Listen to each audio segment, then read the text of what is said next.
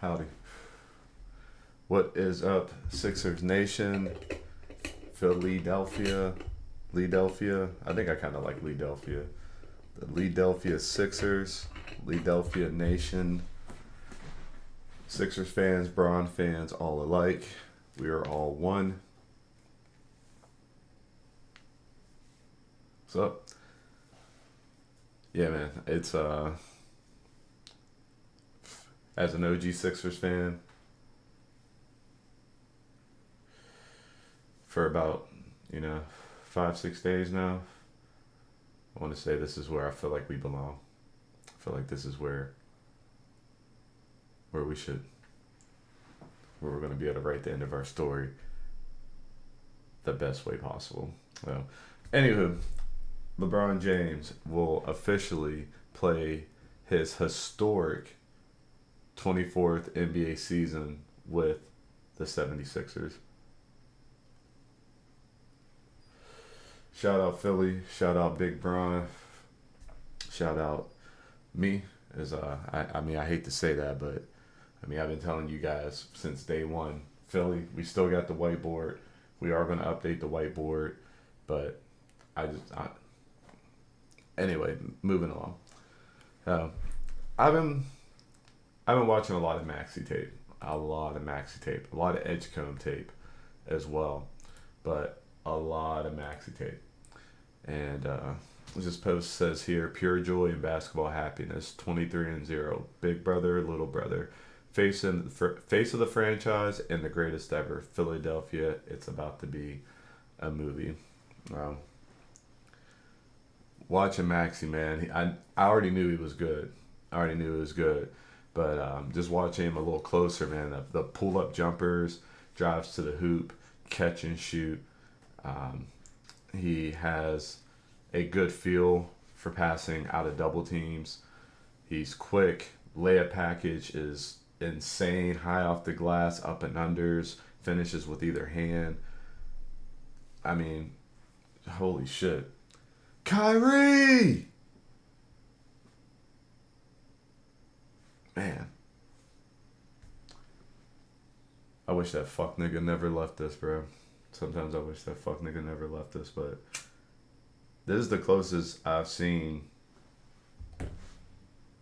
anything since, anywhere close to that 2016 Kyrie. And I don't know, Maxey's, I already liked him, but I'm becoming a really big fan of Maxey, and I think he's got a chance to be the leading scorer. I was thinking it was going to be JB. I thought JB was going to go for like MVP type season, with all the shit that happened in Boston. And I thought he was really going to try to prove himself. But I don't know the word on the street. We talked about it yesterday. He was heavily recruiting LeBron, talking about, being able to play, a specific role and sacrificing was a big thing that Jaylen Brown mentioned. So we might be seeing the emergence of the best player on the team being a one Tyrese Maxey. And LeBron, JB, and Edgecombe and Embiid playing more of a complementary role to Maxey, which I'm fine with. I used to love in Cleveland. Any OG fans from back in the Cleveland days, LeBron, especially in that third quarter after halftime, LeBron just threw the ball to Kyrie. Say, go get him. Do whatever you want to cook. Whatever you want to do, the ball is yours.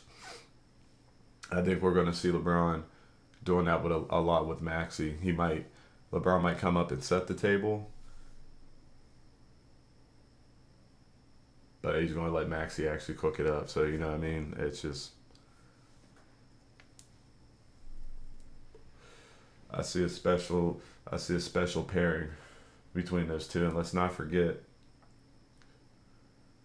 LeBron and Maxey are friends. They've been working out together for years. He's a Clutch client. He's a big part of the reason that the King is here. So shout out to Maxey. I think it's going to be huge. And social media, bro, has been beautiful, especially even Philly themselves are putting out a compilation of fans just, reacting to the news. Brown will be on my arm by next week. No.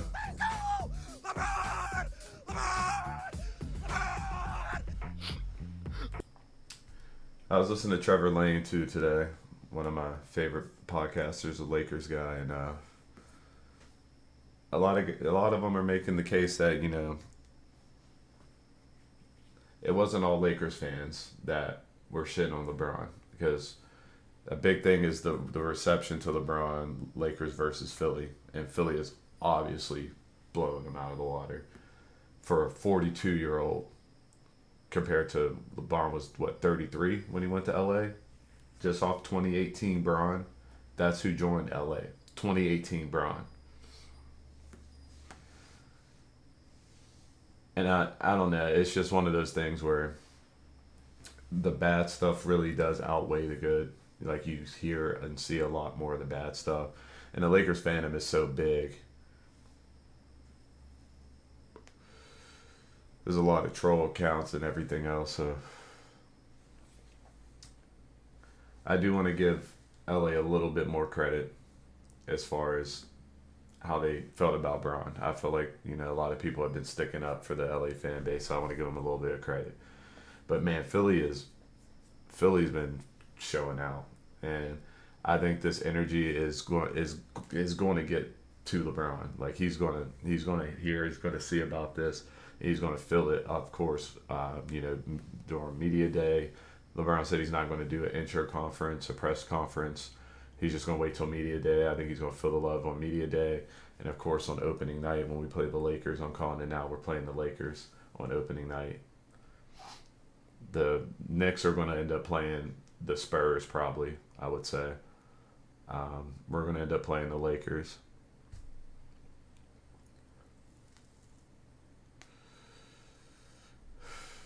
I think it's going to rejuvenate him, bro. I think he's going to come out this year firing. I think he's going to have a lot of energy. I think he's going to have a lot of fun. He was talking about a big reason, or a big part of him playing is to get his joy back, or not his joy back, but a big factor of him wanting to continue to play is going somewhere where he can enjoy the game and enjoy, playing. And I think he's going to love this. So. Anywho, in other news, Tony Allen's talking shit.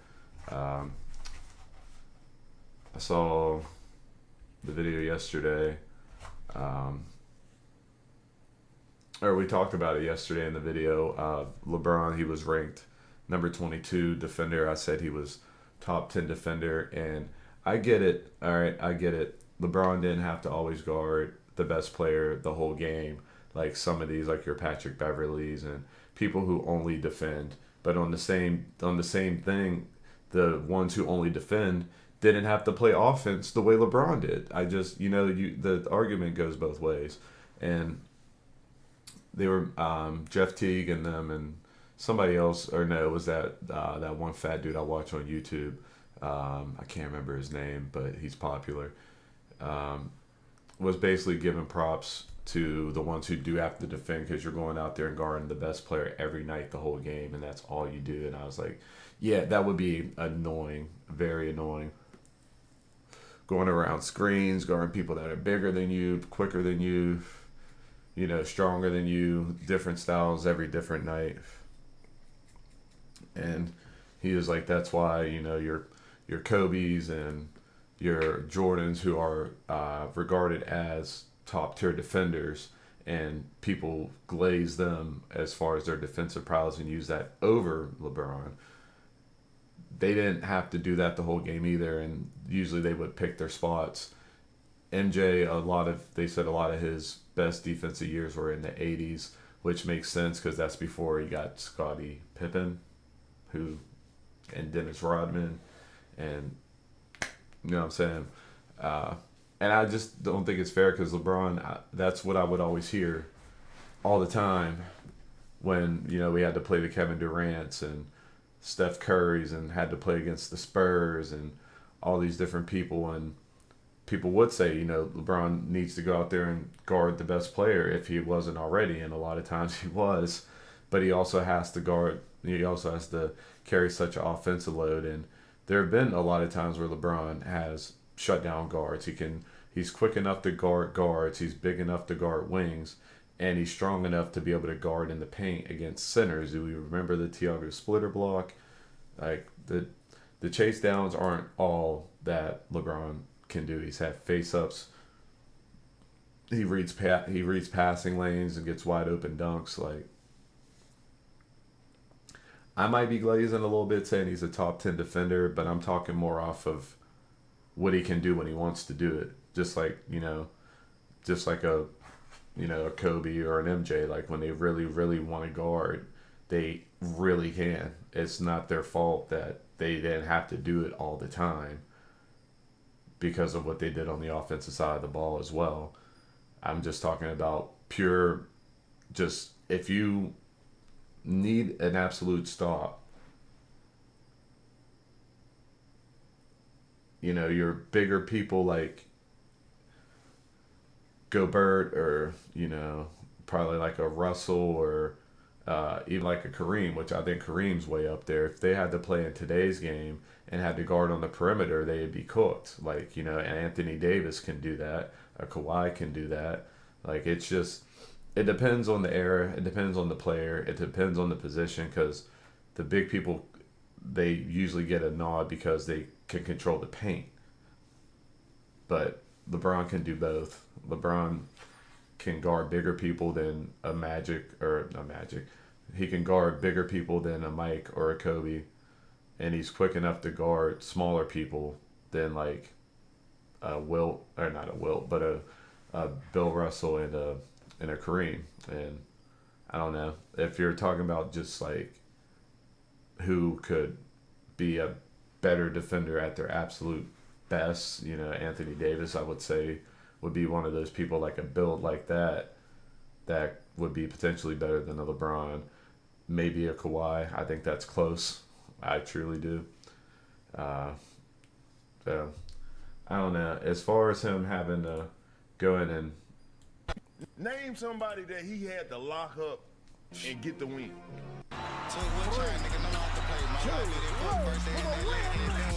He know he ain't straight. I don't know. Ask for my wrist card. They blocking the door. Make him get out my way. She know I'm a tick, so she do what I say. They don't say about this shit. I see it on their face when I pick up the pen. The shit gon' break. Oladipo makes his move. Right to the rim.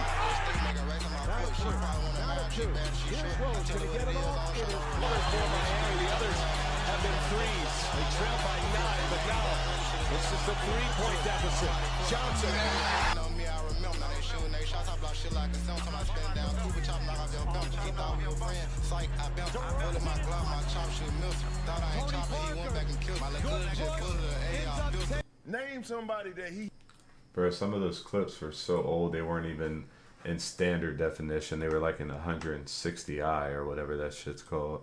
Shits were grainy as hell.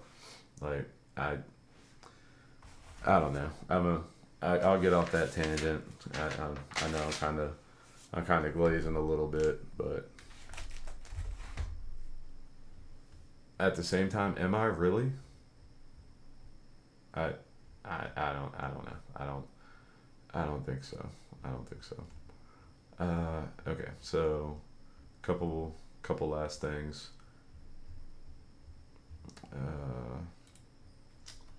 We did have some actual transactions today. Transaction news, whatever. The Sixers are trading Johnny Broom and a second round pick to the Clippers for cash considerations per Shams Charania. This means that the LeBron and KC signings can become officially official, so that clears up the room for them to get everything worked out on paper so that the signings can become official. But there are some buyout candidates. You got your DeRozans, you got your possibly a Klay Thompson, 0 for 10 Klay as we like to call him. Russell Westbrook.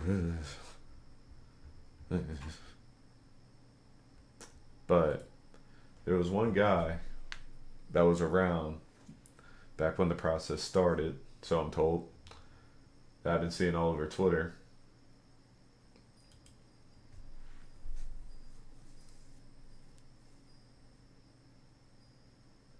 One Mr. Jrue Holiday.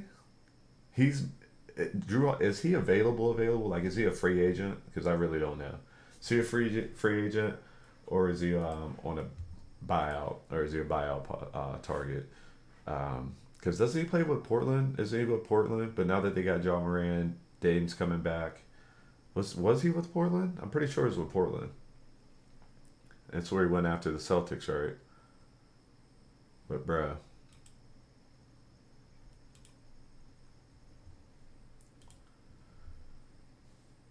With the, let's see, basketball ground. With the 76ers recruiting Jrue Holiday following his potential buyout, and all defense rotation with one elite rim protector. Let me start over. And all defense rotation with one elite rim protector and 4 two-way players who can switch across every position. The perimeter defense would be relentless, and the versatility would be scary. The Philadelphia 76ers are really about to destroy the league.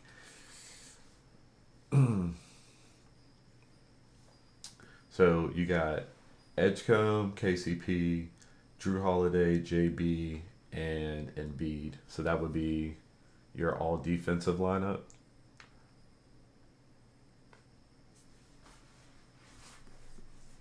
I'm not mad at that. I'm not hating on that.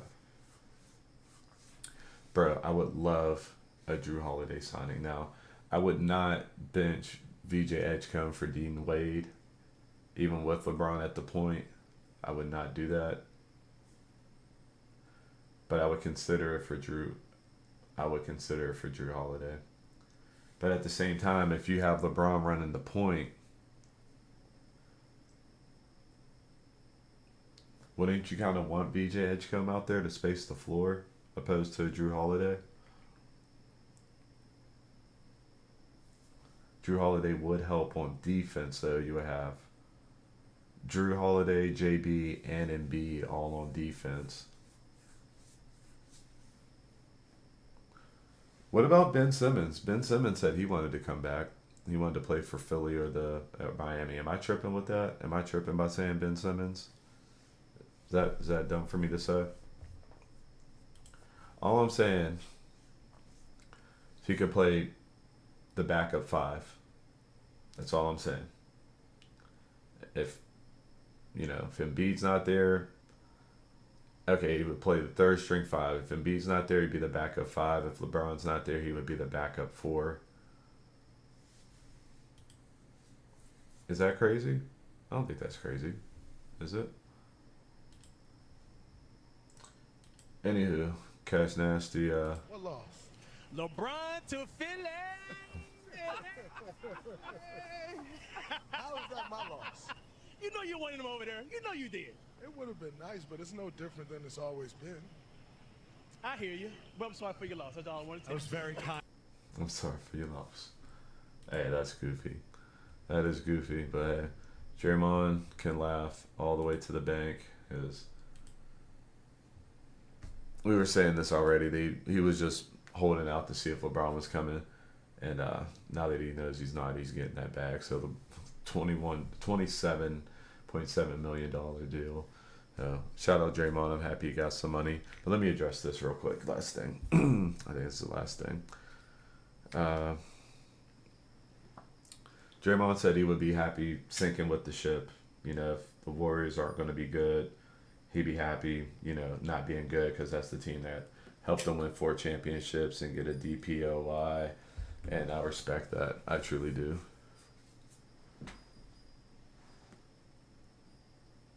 But he should have put the stipulation in that he's speaking for himself, because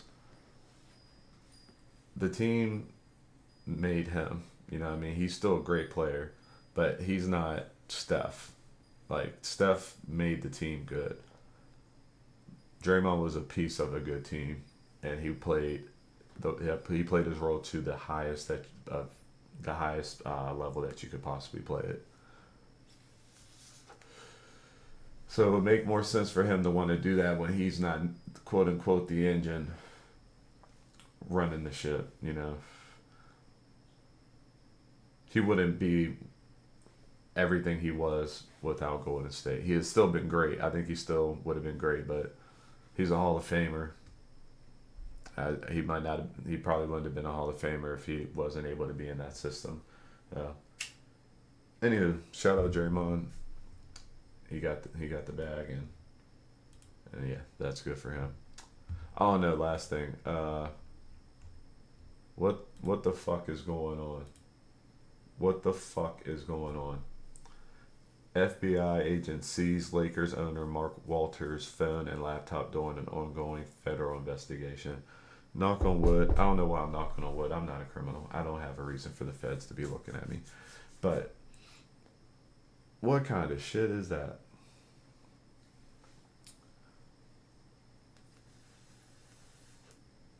It says they need to be community noted. It happened last year.